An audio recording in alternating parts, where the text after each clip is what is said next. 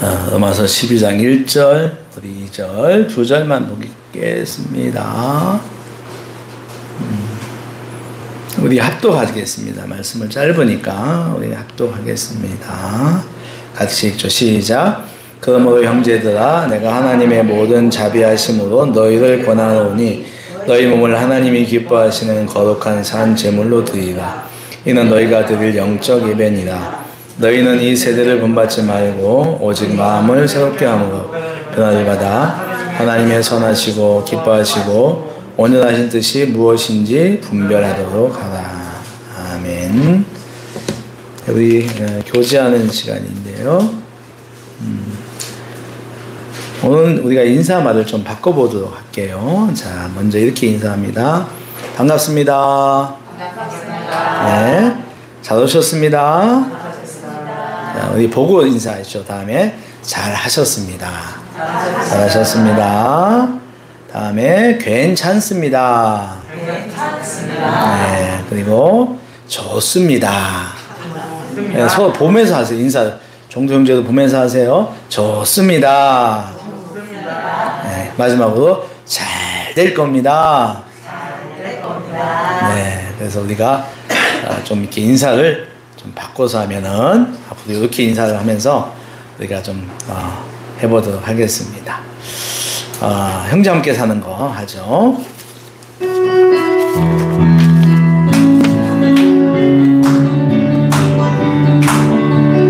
형제와 함께 사는 거 그것은 아름다운 것. 우리는 한 가족, 예수 안에서 한 가족. 당신은 사랑의 자매와 함께 사는 것 그것은 아름다운 것. 우리들 한 가족, 예수 안에서 한 가족. 당신을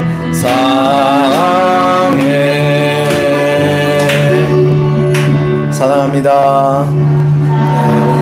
영상으로 예배분들에게 인사합시다. 사랑합니다. 네, 기도하고 하나님의 말씀을 듣겠습니다. 하나님 아버지, 이 시간도 저희들 말씀 듣기 원합니다. 우리의 마음의 문을 열어주십시오. 우리 마음을 두들려 주시고 또 자극하여 주셔서 전기가 우리 닿으면 몸이 움찔하듯이 하나님의 말씀이 우리 가운데 떨어짐에 우리의 마음에 움직임이 있게 하시고 감동이 있게 하여 주시옵소서. 아버지 하나님, 우리가 말씀 앞에 집중하기에 도와주십시오. 진리가 여기 있사오니 떠나지 않겠다고 했던 베드로 사도처럼 아버지의 말씀의 진리 앞에 서게 하시고 이 진리 안에 기뻐하며 감사하는 시간 되게 하여 주시옵소서. 아버지 말씀을 전한 자가 부족하지만 주께서 세우셨사오니 아버지 전한 말씀에 아버지의 권위와 능력을 주셔서 듣는 모든 사람들에게 아버지의 말씀으로 들리는 은혜를 허락하여 주시옵소서. 예수 그리스도의 이름으로 감사하며 기도합나이다. 아멘. 할렐루야. 이 시간에 하나님께서 우리에게 말씀과 성령으로 함께할 줄로 믿습니다. 오늘 제목은요, 한번 우리 제목 같이 읽어볼까요? 성령 세계관을 바꾸다. 네, 이렇게 좀 이렇게 제목을 좀 잡았습니다. 우리가 주중에 묵상하고 있는 본문은 사무엘 상서입니다.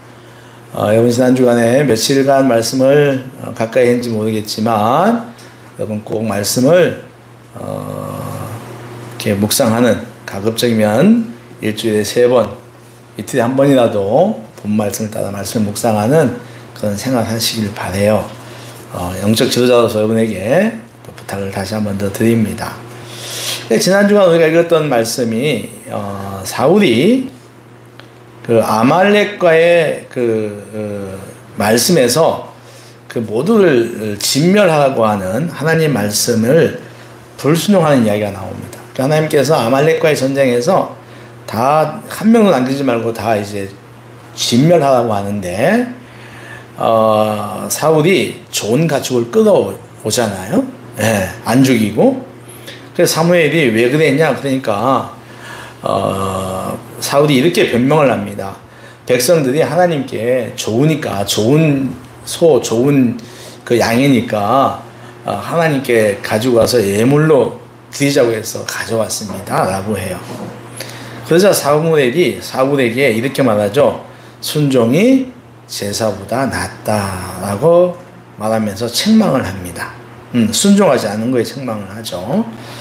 근데 이 아말렉과의 전쟁이 끝난 다음에 또 하나의 전쟁이 나옵니다. 블레셋과의 전쟁이죠. 그러니까 다윗이 골리앗과 싸우는 그런 이야기가 사무엘상 16장, 17장, 18장 계속 나오고 있어요.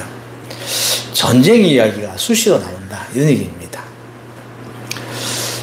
이를 통해서 말씀을 묵상하다 보면 우리 인생에도 전쟁이 수시로 일어나고 있다는 교훈을 받게 돼요.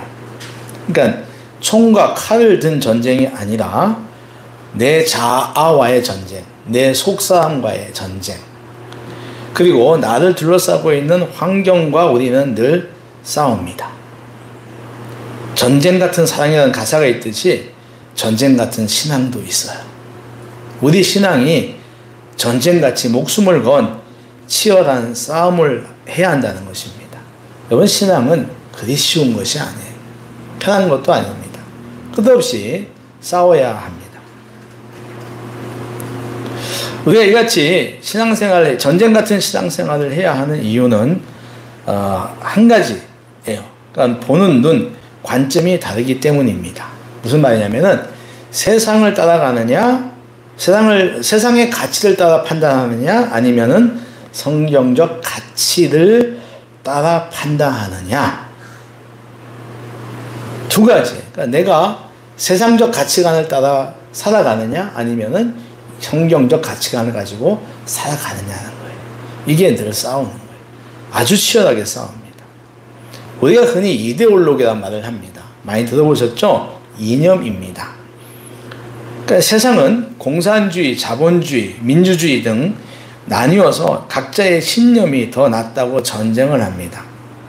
공산주의는 평등이 핵심 가치고 자본주의, 민주주의는 자유가 핵심 가치입니다. 이같이 세상을 보는 눈, 세상에 대하여 귀하게 여기는 것이 다르다는 거예요. 그래서 늘 싸우는 것입니다. 아마도 이 싸움은 주님이 오실 때까지 이어질 것입니다. 우리가 사물을 보고 가치를 판단하는 것을 가리켜서 가치관이라고 합니다. 뭐라고 한다고요? 가치관. 이 가치관을 여러 가지가 있어요. 교육에 대한 교육관, 인생관, 연애관, 물질관 다 이제 성경적으로 그걸 다 총합한 것을, 그러니까 총합한 것을 세계관이라고 해요. 뭐라 그런다? 세계관. 예. 그러니까는 이 민주주의와 공산주의가 서로 싸우는 이념 전쟁은 다른 말로 하면은 세계관 전쟁이에요. 세계관 전쟁이란 말은 내가 가진 세계관을 지키기 위해서는 전쟁처럼 싸워야, 치열하게 싸워야 한다는 뜻입니다. 우리 기독교에도 세계관이 있어요. 우리는 명적 세계관이라고 하죠. 언젠가 제가 여러분하고 이걸 가지고 꼭 특강을 하려고 합니다. 오늘은 이 제목만 이야기를 하고 넘어갑니다. 우리 기독교에도 세계관이 있어요. 영적 세계관입니다. 하나님의 눈으로, 하나님의 관점으로, 좁게는 내 주변에서 일어난 일부터 시작해서 넓게는 세계의 모든 역사를 보는 거예요. 하나님의 눈으로. 예. 하나님이 귀하게 여기시는 것에 내가 가치를 두는 것입니다. 예수님께서 가르쳤던 그 가르침에 가치를 두는 거예요. 하나님의 눈으로 우리 인생을 보고 살아가는 것입니다. 이것이 기독교적 인생관이죠. 주님이 가르쳐준 가르침으로 우리가 쓰고 있는 물질을 보는 거예요. 이것이 기독교적 물질관입니다. 대학에 들어가면 기독교 동아리에서 이 세계관을 굉장히 중요하게 가르칩니다. 예. 그러니까 세계관이라고 하는 건 거기에 정치, 경제, 사회, 교육, 문화 이 모든 것들을 갖다가 기독교적으로 볼 수 있도록 이렇게 체계적으로 공부를 합니다. 그래서 이 공부들 아까 말씀드린 것처럼 저와 여러분이 꼭 한번 할 수 있기를 기대합니다. 성도는 이 기독교적 세계관에 단단하게 서 있어야 합니다. 그래야지 내 안에 있는 세상적 욕망, 다시 말하면 그릇된 욕망을 이기고 교만, 원망 등 그릇된 속물에서 이길 수 있고 더 나아가 이웃과 사회를 구할 수 있어요. 그러니까 기독교적 세계관이 가르치는 것이 딱 정해져 있어. 이걸 우리가 단단히 서야만이 내 안에 나와의 싸움에서 이기고 내 성품과의 싸움에서 이기고 더 나아가서 주님이 말씀하셨던 세계와 내 이웃과 사회를 구할 수 있다라고 하는 것입니다. 그럼 우리에게 필요한 성경적 세계관을, 성경적 가치관을 어떻게 가질 수 있을까 하는 것입니다. 오늘 본문에서 바울 사도는 성령님이 그 일을 하신다라고 말해요. 이제까지 내가 가지고 있던 세상적 가치관, 세계관을 성령께서 성경적 세계관으로 바꾸신다는 말씀입니다. 한번 따라해 보세요. 성령님은 우리 삶을 하나님께 드리도록 세계관을 바꾼다.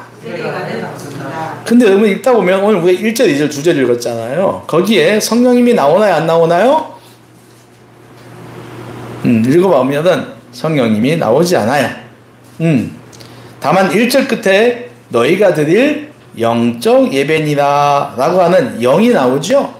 그래서 이것이 그건가 라고 하는데 여기 나와 있는 이 영은 성령이 아니고 이 헬라어로 로기코스예요. 로기코스란 말인데 어떤 신비적인 뜻이 아니라 이성적이고 합리적이라는 뜻을 가지고 있어요. 그러니까 또 풀면은 하나님이 기뻐하시는 산 제물을 드리는 것이 하나님께 드리는 합리적인 예배다. 하나님이 원하시는 예배다라는 뜻에서 영적 예배라고 표현을 하고 있는 거예요. 그렇다면 오늘 본문에 성령님은 어디 계시는 거예요? 말씀 어디에도 성령님은 등장하지 않아요. 여러분 오늘 본문은 2절밖에 안 돼요. 크게 2절인데 하나는 너희 몸을 하나님이 기뻐하시는 거룩한 산 제물로 드려라 1절입니다. 이게 너희 몸을 하나님이 기뻐하는 거룩한 산 제물로 드려라. 두 번째 2절이죠. 이 세대를 본받지 말고 마음을 새롭게 하여 하나님이 기뻐하시는 것이 무엇인지 분별하라. 이렇게 나와 있어요. 딱 두 가지입니다.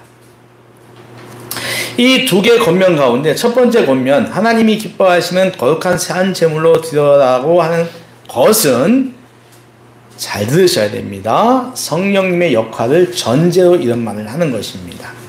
권면의 기초가 된다. 지금 권면하고 있는 거거든요. 그러니까 이런 권면의 기초가 성령님이 하시고 있다고 하는 거예요. 어디서 볼 수 있냐면 1절 앞부분에 나오는, 자 우리 1절 다시 보겠습니다.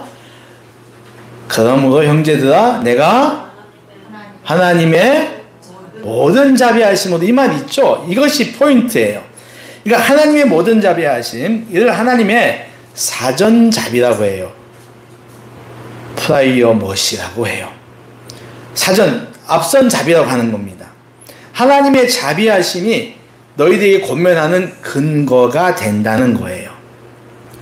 이 하나님의 자비를 알게 하시고 우리에게 갖게 하시는 분이 바로 성령이시다라고 하는 말씀입니다. 제가 여러분에게 우리가 석주 동안 지금 성령 설교 듣잖아요. 예, 제일 먼저 한 것이 성령 우리의 운명을 바꾸다라고 했습니다. 그러니까 성령님 우리의 운명을 바꾸시는 거예요. 죄와 잘못된 의라고 하는, 그래서 심판받을 운명에서 성령에 의하여 예수님을 영접함으로 새로운 의를 입고 죄에서 벗어나는 새로운 운명을 가진다라고 하는 것입니다. 이처럼 우리 구원을 위한 성령님의 역할은 하나님의 자비함이 없이는 불가능하죠. 그러니까 하나님의 자비하심으로 성령님의 역할이 나타나고 있다라고 하는 거예요. 즉 성령께서 하나님과 예수님에 대하여 나로 하여금 알게 하시고 나로 하여금 그분을 믿게 하시고 그 결과로 나를 죄와 사망에서 벗어나 생명과 구원을 얻게 하셨다. 할렐루야. 누가 하셨다고요? 성령님이 하신 거예요. 하나님의 자비를 알게 하시고 그 자비를 근거로 권면하고 있는 거예요. 우리 삶을 하나님께 드리도록 하신다는 겁니다. 그렇다면 우리가 여기서 좀 살펴봐야 될 것은 하나님이 기뻐받으시는 거룩한 산제물이 무엇인가 하는 겁니다. 여러분, 산제물이 무슨 제물, 산에 있는 제물인가요? 이 산제물이 무슨 제물이에요? 맞아요. 예. 살아있는, 예, 제물을 말하는 거예요. 예. 산제물인데,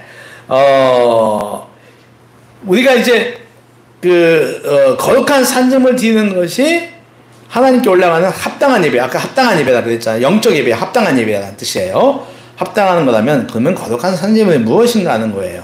자, 우리 은혜자매가 말을 잘했어요. 살아있는 거라고 했어요. 이 거룩한 산제물은 따라해보세요. 내가 처해 있는 지금의 모습이다. 산제물은요, 무엇을 가지고 포장을 하거나 위장을 한 모습이 아니라 있는 그대로의 모습이에요.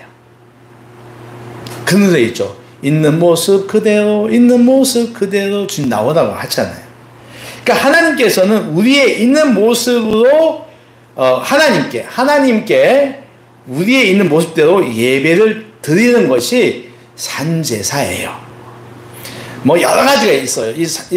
이 산제, 그 무엇이 산제물이냐라고 할 때 뭐 많은 이야기를 할 수 있는데 간략하게 두 가지만 한번 이야기를 해보겠게요. 하나는 경험입니다. 다시 말하면 먼저 우리가 이제까지 살아왔던 경험을 하나님께 드리는 것입니다. 사람은 누구나 자기의 인생의 역사를 가지고 있습니다. 흔히 라떼라고 하죠. 라떼. 우리 다 경험이 있어요. 그것은 누구나 그가 살아온 만큼의 경험을 가지고 있다는 뜻입니다. 청년은 청년으로서 경험이 있고 장년은 장년으로서 경험이 있습니다. 노인은 노인으로서의 인생의 큰 경험을 많습니다. 경험을 드린다는 것은 자신이 살아온 그 시점까지의 모든 것을 하나님께 드린다는 거예요. 그러니까 내가 살아온 날들의 모든 경험을 하나님께 있는 그대로 드리는 것, 있는 그대로 모습으로 나아가는 것, 이것이 산제물입니다. 조금 어렵죠. 쉽죠. 이해가 빨리 안 오죠. 근데 이거 들으면 이해가 돼요. 두 번째는 뭐냐면은 모습이에요. 따라해보세요. 모습. 자, 참모습. 가짜 모습이 아니라 참모습. 우리가 이제 산제물 드린다고 하는 것은 우리의 있는 모습 그대로를 드리는 건데, 여러분의 모습이 어때요?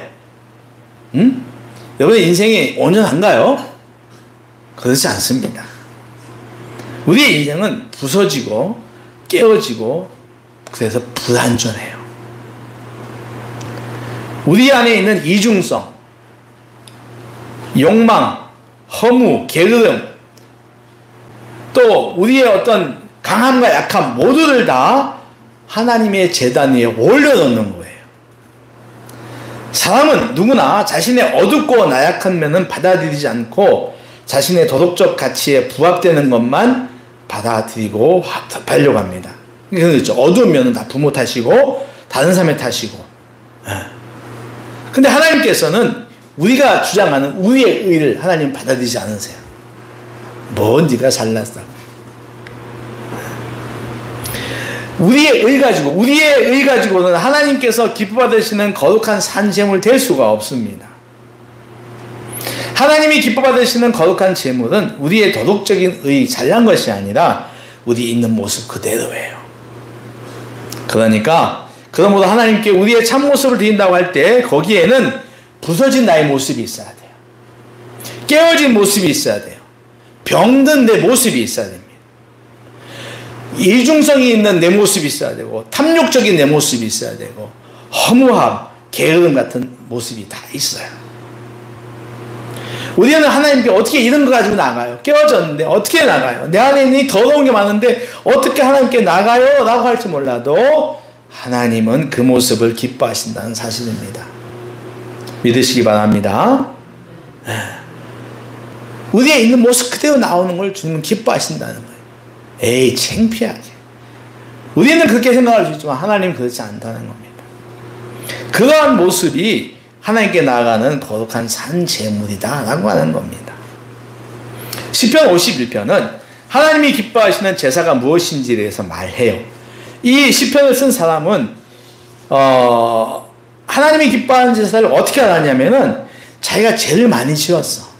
짓고 여러분 독약 있잖아요. 독약.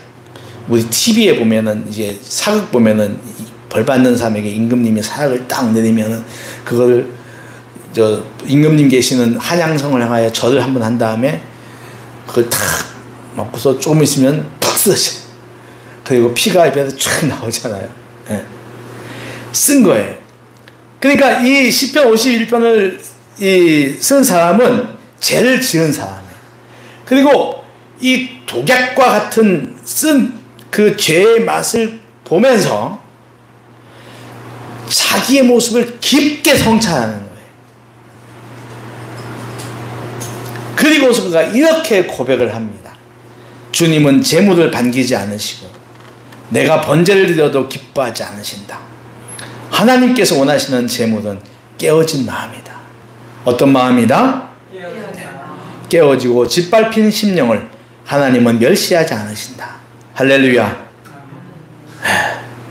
깨어지고 짓밟힌 심령 하나님이 멸시하지 않는다고 하는 것입니다. 현대 조각가 가운데 유명한 조각가가 있어요. 프랑스에 세자르 발다친이라는 사람이 있습니다. 발다친이 재밌죠. 손다친이가 아니라 발다친이에요. 네. 1990년도에 죽어서 2000년도인가 세상 떠났습니다. 이 사람이 로댕 다음으로 아주 그 유명한 사람이에요. 현대 조각가로서 아주 뛰어난 사람입니다. 근데 이 사람의 작품에는 특색이 있는데 어떤 특색이 있냐면 우리가 생활하다가 버린 거 있죠? 그 버린 물건을 가지고 작품을 만들었어요. 그러니까 요즘은 이제 뭐 재활용 한다 해가지고 또 뭐 리사이클 해가지고 그거 가지고 하는 사람이 많은데 이 당시만 해도 이런 게 없었어요. 이 사람은 세자르는 어린 시절에 집이 가난했습니다. 그래서 배우지도 못하고 조각할 수 있는 재료도 살 수 없었어요. 그래서 그는 여기저기 버려진 물건을 주워다가 그 물건의 특징을 살려서 조각을 만들곤 했는데 이것이 오늘의 세자르가 되게 했다고 하는 것입니다. 그래서 그의 작업장을 사진으로 보면은 그야말로 무슨 철공소 같아요. 요즘 철공소 있나요? 없죠? 철공소 같아. 여기저기 집은 폐품 수집상, 고물상 같다. 부서지고 녹슬고 버려진 것들이 많다는 것입니다. 그걸 갖다가 조각가 세자르의 손에 들어가면은 신기하게도 바뀌었다고 하는 겁니다. 할렐루야. 여러분 우리 모습도 그래요. 우리 모습이 찌그러지고 깨지고 못나고 교만하고 탐욕스럽고 그렇죠. 그런데 그 모습 그대로 하나님의 제단 위에 내려놓으면 하나님께서는 그것을 가지고 당신의 소중한 걸작품을 만드신다는 겁니다. 할렐루야. 할렐루야. 하나님과 인간의 차이점은 기뻐하는 것이 다르다는 데 있어요. 사람들은요 약한 것, 깨어진 것을 싫어합니다. 언제나 화려하게 포장된 것, 꾸민 걸 좋아하죠. 그러나 하나님은 있는 그대로를 가지고 최고의 가치가 되게 하십니다. 믿습니까? 믿습니까? 예. 있는 모습 그대로 하나님은 최고의 가치로 바꾸시는 거예요. 성령님의 역할은, 우리 성령님의 역할은 우리의 모습을 계속 보게 하는 거예요. 우리의 진짜 모습을, 깨어진 모습을 계속 보게 합니다. 그래서 그 모습 그대로 하나님께 드리라고 자꾸 감동을 줘요. 예. 그것이 산재물이라고 자꾸 하시는 거예요. 옆에서 용기를 주시며 하나님의 진리를 깨닫게 하심으로 돕습니다. 이를 통해서 우리는 우리의 인생의 참 가치가, 우리의 인생의 가치가 어떤 포장이나 외형이 아니라 하나님 앞에 숨김이 없는 것이라는 걸 알게 돼요. 이게 뭐냐면 우리의 가치관을 바꾸시는 거예요. 숨기는 것이 아니라, 하나님 앞에 숨기는 것이 아니라, 귀한 것이 아니라 포장하는 것이 귀한 것이 아니라 내 모습 그대로 하나님께 나아가는 것이 가치가 있다는 걸 가르쳐 준다는 겁니다. 그래서 우리의 가치관을 바꿔주시는 거예요. 자, 두 번째 한번 따라해 보세요. 성령님은 우리 마음을 새롭게 하심으로써 가치관을 바꾸신다. 2절 보니까 마음을 새롭게 합니다 많이 나오죠. 너희는 그 앞에 뭐가 있습니까? 2절. 자, 우리 2절 읽어볼게요. 자, 시작. 마음을 새롭게 함으로 변화를 받아 하나님의 선하시고 기뻐하시고 온전한 뜻이 무엇인지 분별하도록 하라 그래. 자, 우리 마음을 새롭게 함으로 보는 것을 새롭게 하신다고 하는데, 근데 2절 앞에 보니까 뭐가 먼저 나오냐면 너희는 이 세대를 본받지 말라는 말이 먼저 나와요. 그죠? 그러면 이 세대가 무엇인지, 이 세대의 가치관이 무엇인지 생각을 해봐야 돼요. 우리 시대의 세계관을 봐야 한다는 것입니다. 우리가 사는 이 세대는 어디에 가치를 두고 있을까 하는 거죠. 다시 지난 주간 묵상했던 사무엘상 16장으로 한번 가보겠습니다. 사울의 불순종으로 사무엘은 자기 집으로 돌아가서 슬퍼하고 괴로워합니다. 네. 사울에게 이제 한 다음에 지금 집에 돌아가서 괴로워요. 그러니까 그 괴로워하는 기간이 길어지자 하나님은 사무엘에게 나타나서 말합니다. 야, 사무엘아, 네가 언제까지 슬퍼하겠느냐? 너는 뿔에 기름을, 뿔병 얘기하는 거예요. 뿔병. 그냥 뿔같이 생긴 병 모양의 뿔, 이런 거예요. 거기다가 빨리 기름을 채워서 베들레헴에 사는 이새의 집에 가서 그의 아들 가운데 한 명에게 기름을 부어서 왕을 세워라라고 하시죠. 이에 사무엘은 순종해서 이새의 집으로 갑니다. 그래서 이새에게 그래요. 야, 너희들 아들 다 데려가서 우리에게 하나님께 제사 드리자. 그래서 다 아들 다 오게 했어요. 그래가지고 이새는 사무엘에게 자기 아들들을 소개시킵니다. 제일 먼저 누굴 소개시키냐면 장남 엘리압을 소개시켜요. 우리 장남입니다. 사무엘이 보니까 엘리압이 잘생겼어요. 그래서 생각하는 거예요. 하나님께서 기름 부으라고 하니까 얘구나. 라고 하면서 기름을 부으려고 딱 합니다. 근데 하나님께서 먼저 딱 막으시잖아요. 이미 나는 걔를 버렸어. 사람은 외모를 보지만 나는 뭘 본다? 중심을 보신다. 아주 명언을 하시죠. 그래서 그럼 아닙니까? 둘째, 셋째, 넷째, 다째, 일곱째 다 지나가는 데는 아니에요. 물어요. 아들이 더 없냐고 사무엘이 묻습니다. 근데 이새가 그러죠. 한 놈이 있긴 한데 지금 저 양치고 있어요. 걔는 뭐 별 볼일 없어요. 뭐 이런 거겠죠. 사무엘이 데리고 와라. 걔 안 데리고 오면 내가 밥도 안 먹겠다. 그래서 데리고 오는데 그 아들이 바로 다윗입니다. 다윗을 딱 보니까 이건 뭐 진짜 얼굴이 붉었다 그랬어요. 성경에 이렇게 말하죠. 빛이 붉고 눈이 빼어났다. 그러니까 잘생기진 않았어도 굉장히 그에게 하나님의 감동이 있던 거죠. 하나님께서 지한테 기름 부으라고 해요. 이 대목에서 우리는 사람들이 외모의 가치를 두는 것을 알게 돼요. 네. 우리 세대의 가치관은 철저히 눈에 보이는 형태, 즉 외형, 규모에 달려 있습니다. 눈에 보이는 것은 그 속 내용이 어찌되든 상관없이 좋다고 여깁니다. 안목의 정욕만 채워지면 그것이 가치가 있다고 여깁니다. 그래서 돈을 많이 가지려 하고 집도 넓은 곳에서 살려 하고 차도 큰 차를 타려 하고 액세서리도 명품을 달라고 합니다. 선생님 가방 바클라나에 내가 어제 우리 은채자매한테 우리 세 가족 저기 멤버십 공부하는데 이제 뭘 하다가 당근 마켓을 봤는데 벨트 하나에 어디 거예요 그거 중고품이 87만 원. 그래서 내가 중고가 87만 원 미쳤지 않냐 그랬더니 우리 은채자매가 목사님 몇 천만 원짜리 있어요. 몇 천만 원짜리 벨트가 있나요? 있을 수도 있겠죠. 금벨트 이런 얘기하면 제가 정말 혹시 유튜브를 통해서 내 설교를 듣는 사람이 저는 참 이상한 얘기 한다고 할지 몰라도 저는 정말 이해가 안 가요. 어제도 말씀드린 것처럼 그 물건 하나 만드는데 단가가 얼마 들어갔을까요? 800만 원짜리 1000만 원짜리 핸드백 만드는데 단가가 얼마 들어갔을까요? 아무리 질 좋은 소가죽을 쓰고 해도 100만 원 들어갔을까요? 근데 왜 그게 1000만 원 할까요? 그리고 사람들은 그걸 알면서도 왜 들고 다니려고 할까요? 들고 다니면서 보여주려고 할까요? 제가 또 얘기할까요? 저도 구찌 있어요. 예. 또 보여줘야지. 자, 이거 봐. 가짜 구찌 넥타이 뭐죠? 마스크를 거래. 이게 사람들이 그래요.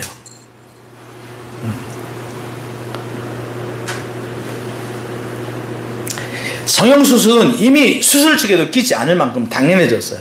그죠? 쌍수는 이제 당연히 하는 겁니다. 이제 코도 당연히 하대. 처음에 눈만 하더니 이제는 하더라고요. 근데 왜 이렇게 성형을 하려고 하는가 하는 거죠. 그 이유는 뭐냐면 우리 세대가 거기에 가치를 주기 때문에 그래요. 아니 그러니까 취업할 때도요 보잖아요. 면접할 때도 그걸 보잖아요. 외모를요. 이 세상이 도대체 어떻게 되려고 하는지 모르겠어요. 그게 경쟁 수단이 돼버리는 거예요. 외모가. 제품들도 제품의 기능과 내구성보다는 디자인이 얼마나 예쁜가에 더 가치를 봅니다. 예쁜 놈이 좋은 놈. 뭐 한 달만 쓰고 망가져도 좋은 놈이라고 생각하는. 더 많은 거, 더 큰 거, 더 예쁜 걸 가지려는 인간의 욕망은 끝이 없어요. 근데 이 욕망은 반드시 탐욕으로 이어지게 되어 있습니다. 여러분, 인간의 욕망은 채워진 적이 없어요. 그래서 에레미야가 말하잖아요. 에레미야 2장 13절에 너희가 하나님께 지은 죄가 두 가지다. 그 중에 두 번째 죄가 뭐냐면 웅덩이를 만든 건데 그 웅덩이가 터진 웅덩이. 터진 웅덩이. 거기다 물 부어도 터진 웅덩이 어떻게 됩니까? 채워지지 않아요. 그게 인간의 욕망입니다. 이것이 하나님께서는 죄라고 보는 거죠. 그러니 우리 세대의 가치관은 사람의 말초적 감각에 의한 욕구를 잠시 채울 뿐 결코 우리를 구원할 수가 없습니다. 여러분 명품에 절대 여러분 만족을 두지 마세요. 구원할 수 없어요. 그러니 우리는 이 세대를 본받아서는 안 되는 거예요. 마음을 새롭게 해야 됩니다. 우리의 육신의 노력, 힘으로는 우리를 둘러싸고 있는 이 세상의 외형적, 규모적 가치관을 이길 수가 없고 영적 가치관을 가질 수가 없어요. 정말로요. 우리가 옛날에 요즘 이 얘기 아무도 안 해요. 교회에서도. 옛날에 이런 얘기 많이 했어요. 우리 교회인들은 말이야. 저기 동패션이 제일 좋다고 했어. 동평화시장에서 사는 옷. 우리 교인들은 그 비싼 거 안 입어도 3,000원짜리 5,000원짜리 티 입어도 멋있습니다. 빛이 납니다. 그랬어요. 그게 맞는 말이잖아요. 근데 지금 교회에서도 그게 그런 소리 안 해요. 그저 명품 한두 개는 있어야 됩니다. 이런 얘기를 해요. 자꾸 교회가 세상을 닮아가는 거예요.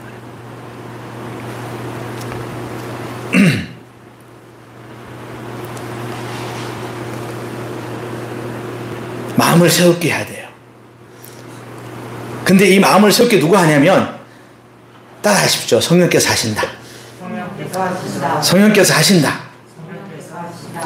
에스겔 36장 26절에 에스겔이 이런 얘기를 합니다. 새 영을 너희 속에 두고 새 마음을 너에게 준다. 그래서 너희의 육신의 굳은 마음을 제거하고 부드러운 마음을 줄 것이다. 에스겔이 구약의 에스겔 선지자가 그 얘기하는 거예요. 새 영을 너희 속에 두고 새 마음을 너에게 준다라고 하는 거예요.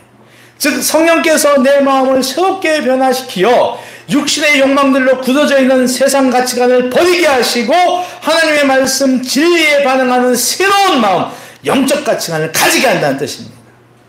믿습니까? 믿습니까? 목사님 지금 말씀에 사로잡혀 있는데 성도들이 아멘을 아무도 안 해요. 믿습니까? 예. 믿음을 좀 가지세요. 우리의 가치관, 우리의 세계관이 바뀌려면 근본적으로 내 마음이 새로워져야 해요. 마음이 그대로인 채 보이는 감각에 가치를 보여야 하는 한에서는 결코 변하지 않습니다. 교회를 다니면서도 여전히 큰 교회가 좋은 교회라 여길 것입니다. 성도가 많고 시설이 좋고 프로그램이 다양하면 좋은 교회라고 생각할 거예요. 성령은 안목과 감각의 정욕에 빠져있는 우리 마음을 새롭게 하십니다. 참으로 귀한 가치가 무엇인지 알게 하신다는 거예요. 새로운 가치관을 갖게 하시는 거죠. 성령께서 우리의 마음을 새롭게 함으로 우리의 가치관을 바꾸시는 것을 꼭 믿으시기 바랍니다. 네.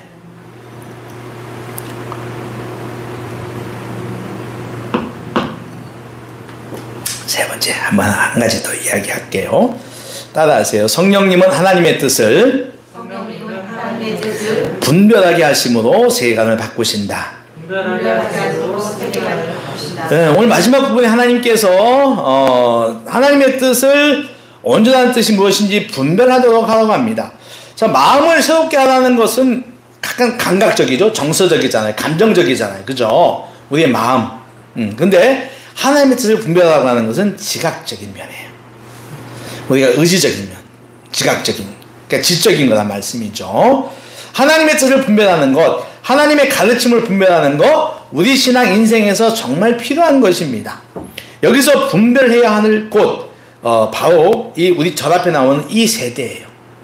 그러니까 반대로 이 세대에는 하나님께서 원하시고 기뻐하시는 뜻이 없다.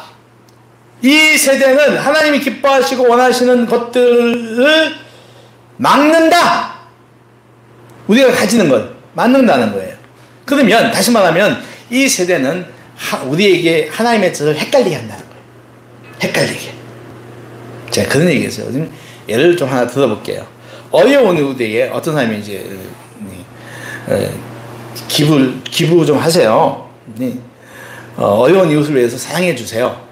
그랬더니 이 사람이 어려운 이웃에게 나눠주기 위해서 나는 먼저 많이 벌어야 합니다 라고 해요.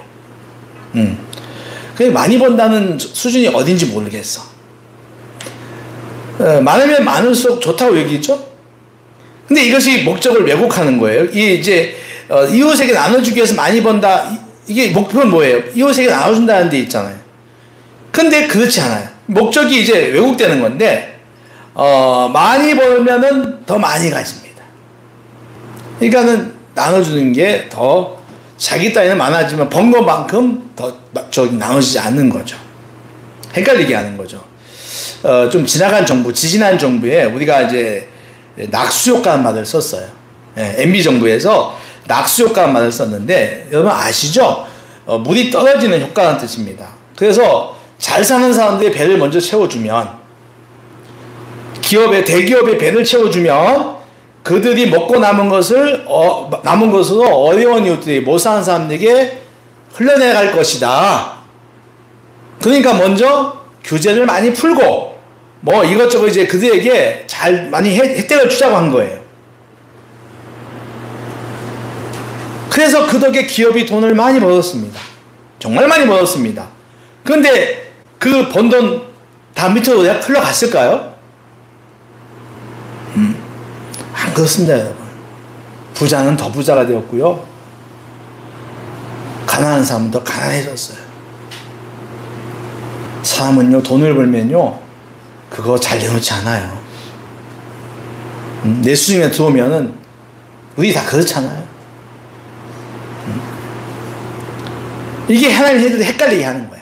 그러니까, 구제는 가난할 때 하는 겁니다. 그때부터 시작하는 거죠. 이게 하나님 뜻인 거다. 내가 된다며요. 나 부족한데요. 라고 하는 것은 하나님 뜻이 아니다. 또 있습니다. 내가 겸손하기 위해서는 뭘 알아야 한다며 지식을 자꾸 채운 사람이 있어요. 뜻은 좋습니다. 그러나 지식을 채운 사람이 내가 아무리 겸손하려고 해도 그 안에는 자기 의가 있어요. 많이 배웠으니까. 그렇다고 많이 아는 걸 제가 알지 말라고 하는 건 아닙니다. 이런 것들이에요. 자, 그러면 또 좀 다르게 볼게요. 우리가 분별하라고 하면은 진리에 대한 걸 빼놓을 수가 없어요. 거짓을 진리인 양 왜곡해 놓은 이단 사이비를 우리는 분별할 수가 있어야 합니다.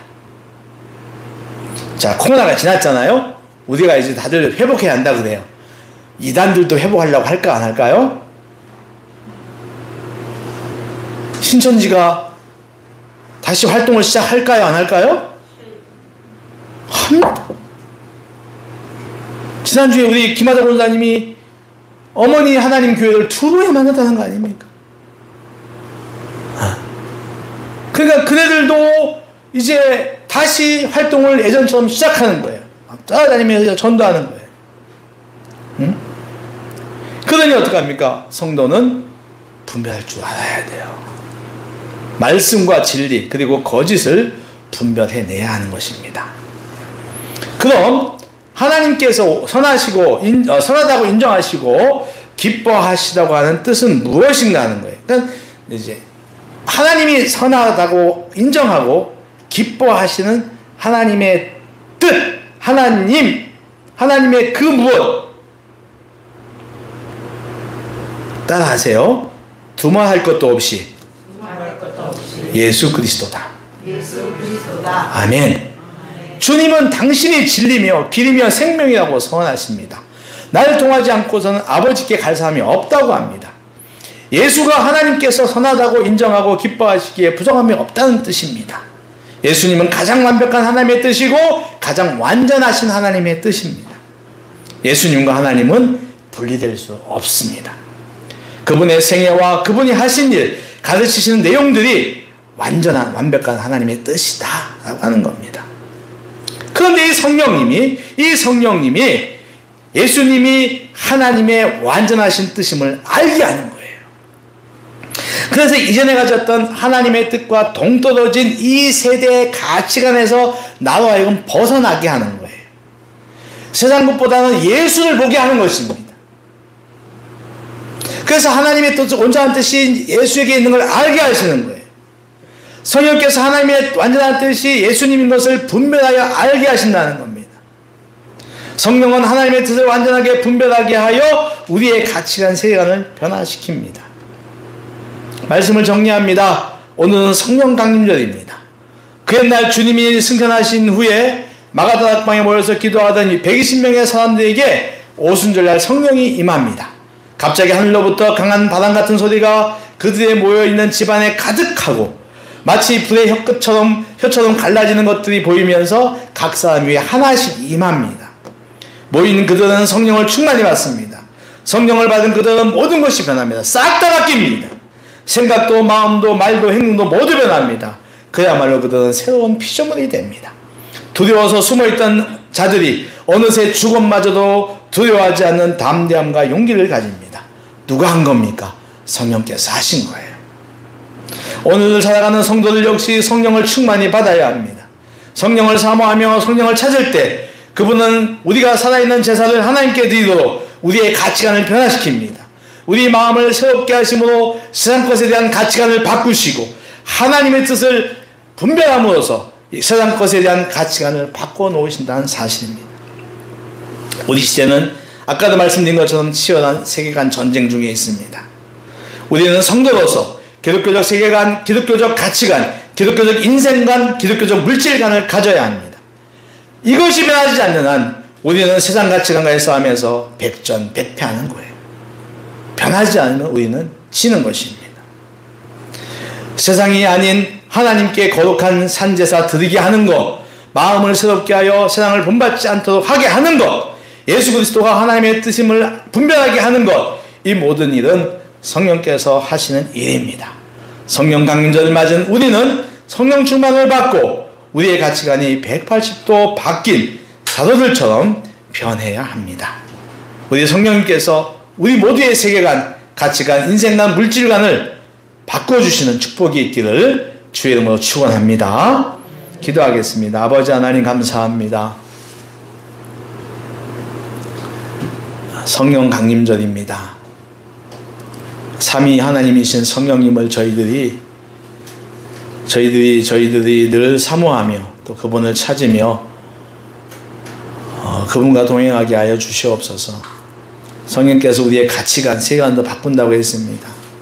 우리의 있는 모습을 그대로 드리는 것이 가치인 걸 알게 하고 마음을 새롭게 하는 것이 가치 있는 것인 걸 알게 하고 예수가 하나님 뜻을 분별하는 것이 가치 있는 것이라고 하는 것을 성령께서 하나님의 자비하심으로 갖게 하시는 겁니다. 하나님, 우리 모두 성령의 충만함을 받아 우리가 가지고 있던 모든 것들 새롭게 되어 우리의 가치관, 우리의 인생관이 성경적 인생관, 영적 가치관으로 바뀌게 하여 주시옵소서. 그래서 아버지 하나님,